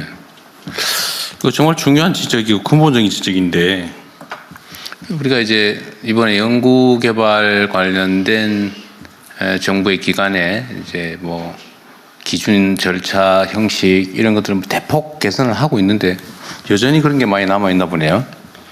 이거 저기 우리 가기정통부 장관입니다. 대통령님. 말씀 잠깐 해보시죠 그러면. 네. 말씀하신 대로 대폭 개선이 오래됩니다. 아직 이제 적용을 이제 하는 단계라서 체감을 못 하시는 것이고, 행정, 그 불필요한 행정 양식들은 대거 삭제했고요. 그리고, 그 가재비를 사용하시는 데 있어서도 네거티브 규제를 적용해서 좀 모든 것들을 자유롭게 쓰실 수 있도록 지원할 겁니다. 지금 말씀하신 거는 아마도 우리가 이제 변경된 사업이 시행되기 전 단계 전 단계라서 그렇게 말씀하신 거고요. 올해부터 이제 다 적용이 됩니다. 말씀하신 내용들이. 올해 한번 해보고 현장에서의 지적은 계속 저희가 수렴해서 고쳐 나갈 건데요. 한번 체험 한번 해보도록 하시고요. 아직 아마 시행되기 전 단계인 것 같네요. 적절시장에 한마디 하겠습니다. 저희 규제개혁 그 차원에서 규제개혁위원회가 대통령 직속으로 되는데 규제를 풀고 안 풀고 이런 것도 검토하지만 오늘 지적하신 대로 서류가 이게 지원 금액이 있고 지원 프로그램이 있는 건 아는데 도대체 이 서류 작성하기 지쳐서 지원하기 싫다는 목소리가 되게 많습니다. 그래서 꼭 필요한 서류만 받도록 지금 있는 거를 30% 줄이는 차원이 아니고 꼭 필요한 서류만 받도록 하는 시스템을 하고 공통으로 쓰이는 거 다 없애는 그런 쪽으로 지금 규제기위원회에서 한번 대대적으로 해보려고 합니다. 그러니까 세부 항목 제가 이제 구체적으로 지시해 놓은 것도 하여튼 형식적인 절차나 감사 대비용 문서 만드는 일에 에너지 낭비하지 말자. 그 다음에 연구가 성공했냐 실패했냐 따지지 말라. 최선을 다하면 됐다. 그 연구 과제 중심으로 하자.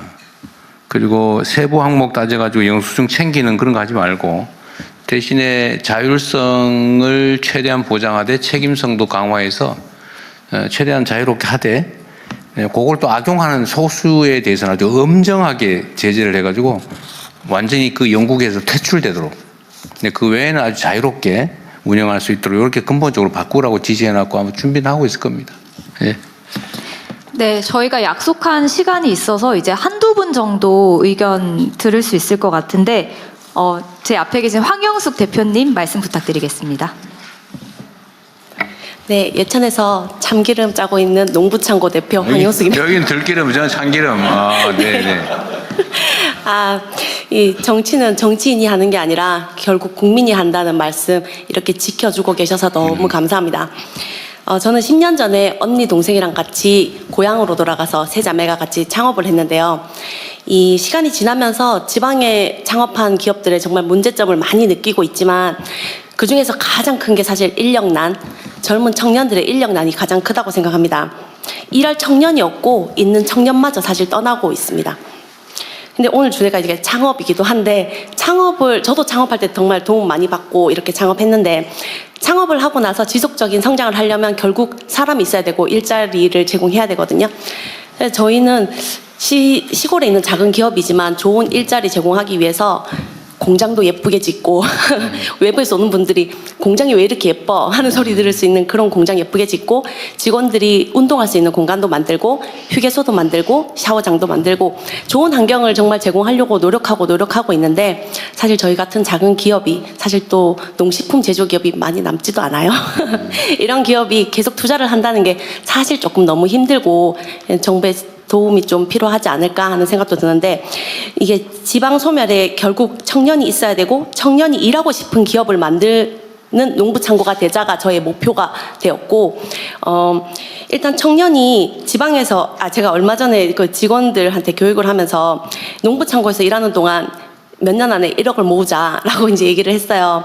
그러면서 다른 도시에서보다 지방에서 돈을 모았을 때 더 빨리 모을 수 있는 환경을 만들어 줄게 라고 이제 얘기를 했는데 그런 거에 이제 기업도 열심히 하겠지만 예를 들어 지역에서 일하는 청년들한테 소득세를 감면을 한다거나 혹은 또 농촌 정착 장려금을 준다거나 또 이분들이 또 결혼을 하거나 했을 때도 머물러서 일을 할 수 있게끔 어떤 부부가 같이 일하게 되면 어떤 또 다른 장려금을 준다거나 집을 지어준다든지 그랬으면 좋겠고 근데 이게 사실은 신규 채용 중심으로 숫자를 늘리기 위한 어떤 지원이 아니라요. 인건비 지원이 보면 약간 신규 채용을 늘리는데 좀 초점이 잡혀 있는데 저희 보고 직원을 자르라는 것도 아니고 도움을 받기 위해서 저는 있는 직원들과 정말 성실하게 같이 함께 가고 싶거든요. 기존 이미 채용된 직원들에게 어떤 근속 중심의 지원이 됐으면 좋겠다는 생각이 첫 번째고 두 번째로는 지역에 정말 빈집이 계속 늘어나고 있습니다. 저도 지금 앞집, 뒷집 어르신들도 그렇고 이제 빈집이 많이 늘어나고 있는데 이런 빈집들을 활용해서 청년들이 주거할 수 있는 환경을 만든다거나 농촌에 있는 기업들의 그런 어떤 사택이 된다거나 뭐 이런 부분도 뭔가가 이루어졌으면 좋겠다는 꿈이 있습니다. 세 번째로 청년들이 사실 도시에 데이트 나가고 하잖아요. 이게 로컬 복지 바우처라던가 이런 게 주어져서 시골에서 일하는 청년들의 삶의 질을 높일 수 있는 그런 것들이 좀 실현됐으면 좋겠습니다. 청년들이 진짜 지방 근무가 너무 어려운데 이런 거 자체가 고립이 아니라 새로운 라이프 스타일이 될 수 있도록 저희 같은 농촌에 있는 기업도 열심히 할 거고 정부에서도 도와주셨으면 좋겠습니다. 감사합니다. 그 예천 읍내는 아니고 면에 있습니다. 무슨 면? 보문면에 있습니다. 그래요? 그 면에는 인구가 몇 명이나 돼요? 제가 잘은 모르겠는데 대충 한 1,000명에서 2,000명 정도 그 정도밖에 안 되는 것 같습니다. 근데 예천은 그 경북도청이 안동에 오게 되면서 사실 겉으로 드러나는 예천 인구가 늘어난 것처럼 보여요. 근데 제가 살고 있는 저희 농부창고가 있는 보문면은 사실 인구가 점점 줄어들고 면은 어쨌든 면은 읍내로 또 모이죠. 네네네. 읍내로 뭐 또 아니면 또 다른 큰 대도시로 가고. 네네. 대구를 가게 되거나 뭐 이렇게 되겠습니다. 참깨 농사도 지어요? 저희 직접 짓고 있습니다. 누가 지어요? 저희 부모님, 뭐 삼촌, 이게 외할머니 같이 하시다가 할머니 돌아가시고 뭐 아버지 돌아가시고 이렇게 이제 남은 가족들이 함께 하고 있습니다. 그 참기름 생산에 필요한 참깨를 다 작업하지는 않겠죠, 설마? 저희가 100% 다 하고 있지는 않고요. 인근에서 믿을 수 있는 농부님들한테 직접 수매하고 또 살아남기 위해서 참깨 다음에 특산물이 뭘까 보다가 생강이 또 예천에서 많이 나거든요. 그래요? 생강청을 또 제조하게 되면서 직원 고용을 늘리고 있습니다. 요즘은 이걸 이제 요새 6차 산업이라고 그러잖아요. 그러니까 생산도 하고 가공도 하고 판매도 하고 심지어 이렇게 인터넷 배송까지 주문 생산 배달까지도 하니까 인터넷 뭐 그건 당연히 하시겠네요. 네, 네이버나 이런 데서 좀 많이 판매. 최종 질문은 그래서 이 예천 참기름 사업에 종사하는 사람이 총 몇 명입니까? 저희 직원은 현재는 지금 12명이 접합하고 있고 상당히 크네요. 지금 이번에 2명, 3명 더 채용하게 돼가지고 현재 15명 이렇게 늘어나고 있습니다. 그 예천의 그 읍에서 제일 큰 사업체일 것 같아요. 맞습니다. 면에서 제일 큰.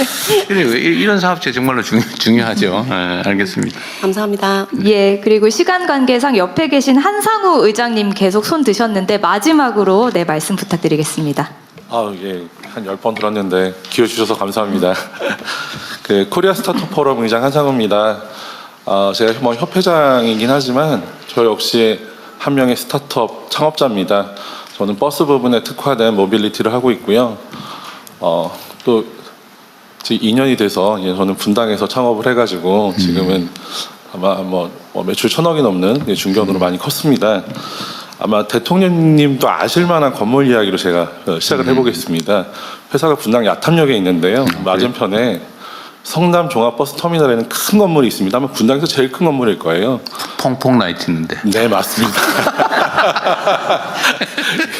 그 건물 지하에 큰 이 성남 종합버스터미널이 있는데요.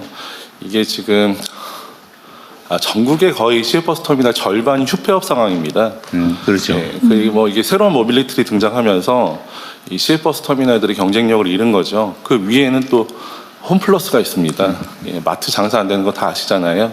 그래서 홈플러스라서 또 이게 건물 자체가 썰렁해졌습니다. 그 지하에는 또 커다란 이 멀티플렉스 극장이 있어요. 예, 또 다 이게 넷플릭스 같은 OTT로 넘어가서요. 이 건물 자체가 그냥 썰렁해졌습니다. 중간중간에 있는 옷가게들, 예, 뭐 생필품 파는 데들 이런 것들도 쿠팡 같은 모바일 커머스 다 넘어갔죠. 이걸 보고 이제 암울하냐면 사실은 냉정하게 따져보면 제가 도쿄를 가거나 다른 데를 갔을 때 여전히 그런 몰이 잘 돼요. 우리는 그런 몰이 안 되는 게 역설적으로 우리가 디지털 전환에 성공한 거 아닌가. 그리고 그 자리에 저희 디지털 전환하는 회사들, AI 로보틱스 회사들, 그런 회사들이 들어가요. 저만 하더라도 판교에서 넘어간 거거든요. 예, 그래서 이게 꼭 나쁜 일이 아니다. 우리의 어떤 산업 구조가 변하고 있다. 상권이 바뀐다거나 뭔가 어떤 경제 이런 부분에 있어서 지금 호황이다 불황이다에 떠나서 구조 자체가 변하고 있는 것이 아닌가라는 생각입니다. 저희 코리아 스타트업 포럼 회원사가 2,600개가 좀 넘습니다. 근데 그 중에서 주요 회원사 한 244 정도 되는 회사 한 20곳의 시총과 그 고용 인원을 보면 이미 5대 그룹 수준을 넘어섰어요. 대부분 지난 10년간 국가의 이 디지털 전환이라는 큰 정책 흐름 아주 잘 탄 행운을 받은 그런 친구들입니다. 근데 문제는 그 다음이 잘 안 보이는 겁니다. 지금 DX에 이어서 우리 AX, GX 등 이제 어마어마한 기회가 떠고 있는데 창업이 과거의 출산처럼 지금 기울고 있습니다. 그러니까 오늘 지금 모두의 창업이라든지 이런 정책에 아주 절실한 순간이고 이런 부분에서 창업 열풍이 반드시 다시 일어나기를 바랍니다. 그런데 저는 우리가 아무리 정책이 좋다고 보조금 줄 테니까 아예 나라 그러면 낳겠습니까?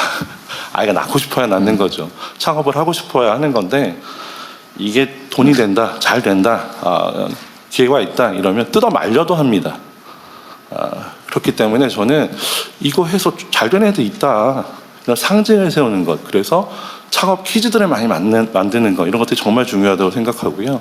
그래서 지금 중기부에서 준비하고 계시는 모두의 창업 프로그램 중에 이 창업 오디션 프로그램 이거 정말 좀 흑백 요리사처럼 재밌게 잘 만들어서 전 국민들한테 야 이런 스타들이 나오고 또 심사위원 하시는 분들이 더 인기예요. 이런 분들이 해가지고 우리 정부의 이 좋은 뜻이 잘 전달됐으면 하는 생각입니다. 그리고 다시 돌아와서 결국에 이제 우리 오늘 로컬 얘기도 많이 했지만 기술 기반 창업 예전에 그냥 동대문에서 물건 떠다가 서면에서 부산 서면에서 장사해도 그냥 잘 팔렸어요. 그런데 지금 그런 식의 창업이 되지 않고 다 이 상권이 몰락하고 있지 않습니까? 이 창업이 기술 기반으로 가지 않으면 지금 우리가 과연 경쟁력을 가지고 또 이 AI, AX 시대에 살아남겠느냐는 생각입니다. 저는 이 소버린 AI는 지금까지 대기업 중심으로 진행되고 있고 또 그게 맞다고 봐요. 하지만 결국 산업이 되고 상품이 나오고 돈이 되는 일들은 스타트업들이 AX를 얼마나 잘하느냐에 달려있다고 생각합니다. AX 잘하는 게 진짜입니다. 안드로이드가 우리 게 아니었지만 우리가 제법 DX에 성공을 했습니다. 그래서 경쟁력 있는 서비스를 쏟아내고 빅테크와 경쟁하는 아주 매력적인 시장을 우리 스타트업들이 만들었거든요. 그래서 우리 과학기술 인재들이 이 기술 기반의 창업으로 과감히 나서는 데에는 디지털 전환에서 뭘 성공했고 뭘 잘 못했지 이걸 되짚어보는 게 되게 중요하다고 생각합니다.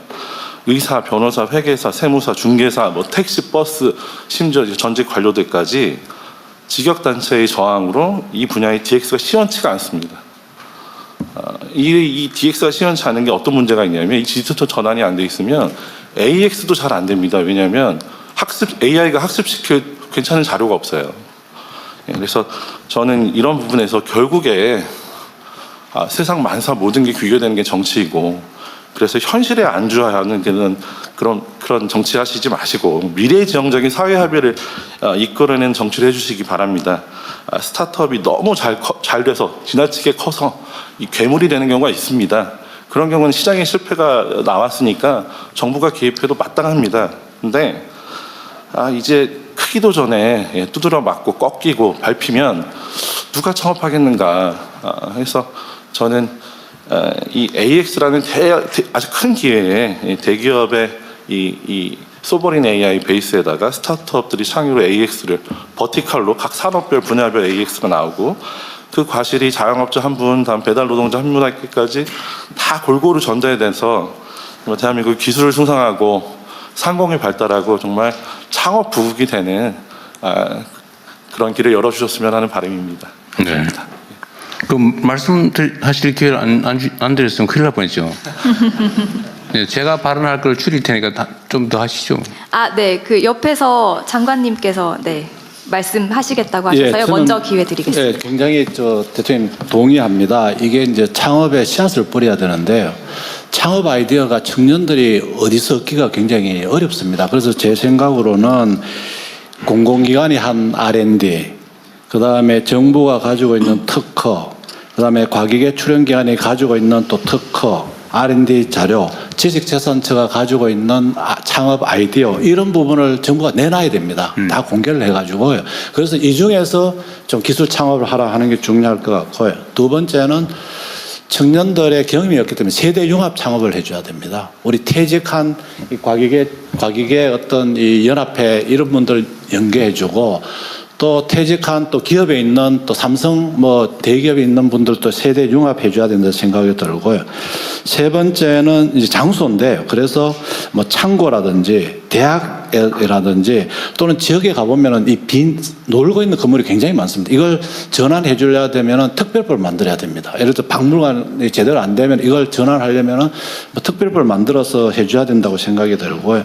아까 번에 좀 말씀하신 것 중에서 제가 공감이 되는 게, 이게 이제 과제 전문기관 그래가지고 과기부 장관님은 잘하셨다 하는데, 이 에너지 기술 평가원, 산업 기술 평가원, 이게 각각 따로 하면서 이 높낮이가 다 다릅니다. 그래서 이 부분은 저희들 공기관 차원에서 25개 과제 전문기관을 대폭 어떤 이 좀 통합을 하는데, 물리적인 통합보다는 업무 통합을 좀 해서 서로 간에 높낮이도 맞추고 이렇게 해서 창업하는데 좀 지원이 되도록 그렇게 하겠습니다. 하여튼 기술 창업을 위해서 중기부하고 저희들 협조해가지고 관계부처해서 그런 식으로 문제 해결을 좀 하도록 하겠습니다. 그렇죠. 그 물적 기초를 확보하는 거나 이런 것들은 기존에 있는 것들을 잘 활용하는 게 중요하겠네요.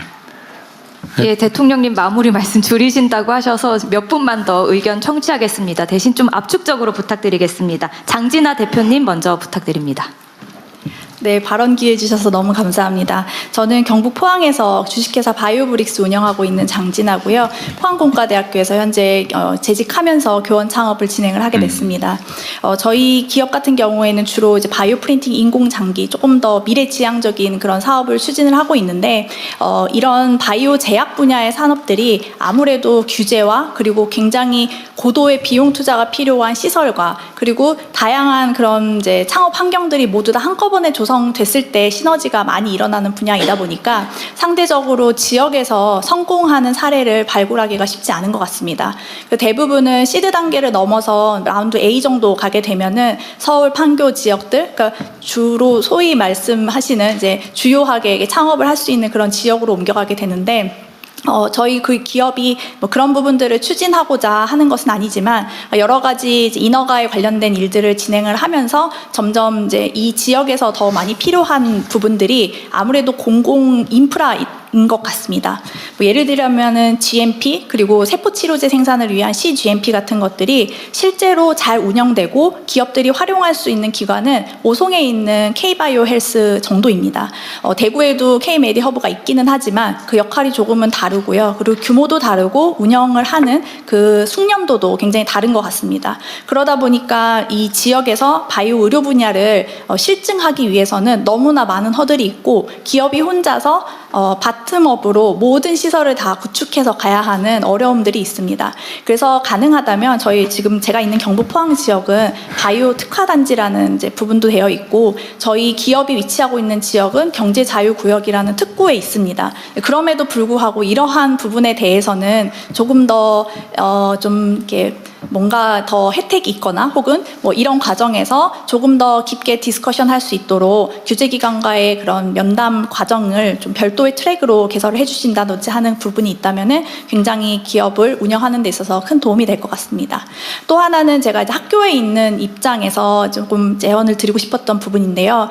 저희가 이제 교원 창업을 하거나 혹은 연구기관, 학교 기관에서 기술 창업을 하게 되면은 뭐 일부의 IP들을 기술 이전을 해서 활용을 하게 됩니다. 이 경우에는 실시권에서부터 뭐 양도까지 다양하게 있고 그 과정을 학교에 있는 기술사업화팀, 연구소에 있는 기술사업화팀과 아주 많은 디스커션을 하게 됩니다. 그런데 한 3년 정도 지나 보면은요, 그 IP 중에서 실제로 활용하지 않는 IP들도 생기게 됩니다. 그런데 그 상황을 3년 전에는 예측을 하지 못하기 때문에 가능하다면 이 이제 관 주도로 해서 이런 기술사업화 과정에서 초기 3년 혹은 스크리닝하는 동안에는 대학에 있는 IP들을 좀 다양하게 활용해 볼 수 있도록 기회를 주시고 이 중에서 특정 기간 이후에 이 IP를 양도받거나 시식권을 활용하는 그런 제도적인 이제 관점이 고려가 될 수 있다라면 저희가 더 다양한 IP들을 테스트를 해보고 더 많은 IP를 실제 기업에서 사용할 수 있게 이전하는 그런 사례가 되지 않을까 하는 생각이 듭니다. 감사합니다. 예, 계속해서 의견 듣겠습니다. 한 분만 한 분만. 네, 한 분 마지막으로 그러면 이상창 대표님 말씀 부탁드립니다. 네, 발언 기회 주셔서 감사합니다. 저는 9년 전 서울에서 지역 활성화 컨설턴트로 일하다가 아무 연고도 없는 충주 구도심 관악골이라는 곳에 가서 지금 동네 이제 카페와 그다음에 스테이를 운영 중에 있습니다.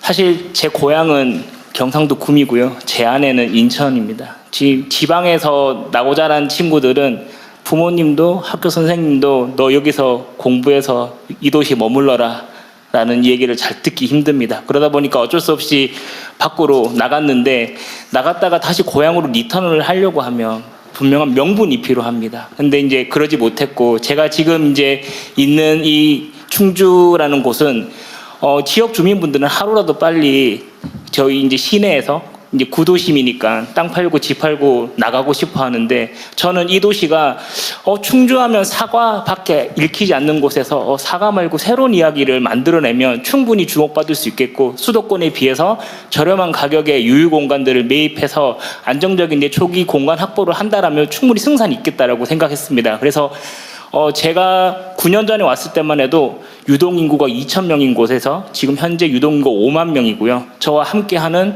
동네 친구들, 저희는 이제 동네 컴퍼니라고 하는데 이 친구들과 함께 동네 지역이 가지고 있는 빈틈 요소들을 메꾸는 역할들을 하면서 조금 더 이 동네 체류할 기간을 늘리고 동네 이 외지에서 이 동네를 방문할 수 있는 계기를 만들고 있습니다. 사실 이렇게 활동하고 있는 친구들을 로컬 크리에이터라고 불리우는데 이 친구들이 사실 생태계를 관리하고 지원을 많이 해주는 부처가 사실 다른 곳보다도 중기부에서 많은 애를 써주고 계신 걸로 알고 있습니다. 근데 이게 상인인지 아니면 특정 상권에 속해 있는 건지 애매합니다. 그 말인즉슨 행안부에서는 이들을 지역 혁신가로 부르고 농림부에서는 이들을 청년 농부라고 부르고요. 그리고 문화부에서는 저희들을 문화기획자라고 부릅니다. 그러면 저희의 생태계 관리를 보다 좀 체계적으로 단계별로 이제 지원해 줄 수 있는 이제 초창기에 이제 연구가 좀 필요하다고 생각하고요.